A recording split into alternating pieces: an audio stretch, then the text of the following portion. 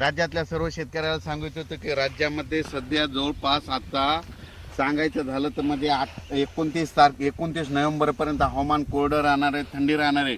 म्हणून हा अंदाज लक्षात द्यायचा.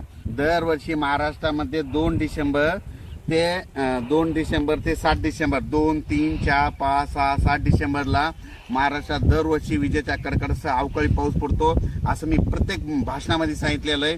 म्हणून मी प्रत्येक वेळेस म्हणतो तुम्ही वहीमध्ये लिहून ठेवायचा.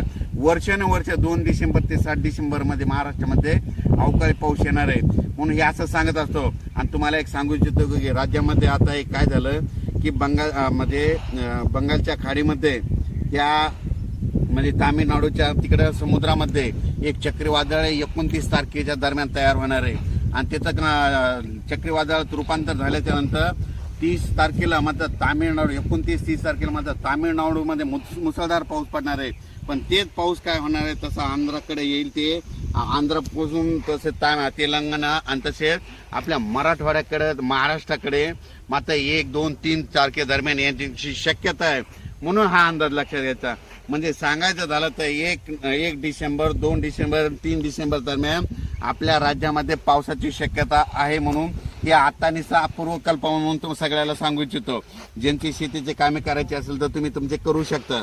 कारण की राज्यामध्ये 1, 2, 3 डिसेंबर दरम्यान वातावरण खराब होणार आहे, पाऊस येण्याची शक्यता आहे. म्हणून हे पूर्वकल्पना म्हणून अंदाज येणार आहे. पण मी प्रत्येक वेळेस म्हणत असतो दरवर्षी शेतकऱ्यांनी लक्षात घ्यायचं 2 डिसेंबर ते 7 डिसेंबर दरम्यान राज्यामध्ये अवकाळी पाऊस असतो. पण तुम्ही बघू शकता आता मध्ये ती परिस्थिती आता वातावरण तयार झालेलं आहे. म्हणून हे देखील तुम्हाला सांगू इच्छितो.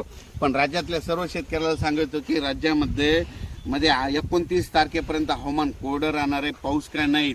पण मात्र डिसेंबरमध्ये 1 डिसेंबर ते 3 डिसेंबर राज्यात वातावरण खराब होणार आहे. म्हणून हा अंदाज लक्षात द्यायचा. परत आणखीन वातावरणात बदल झाला आणखीन 2 दिवसांना मेसेज दिला जाईल. धन्यवाद.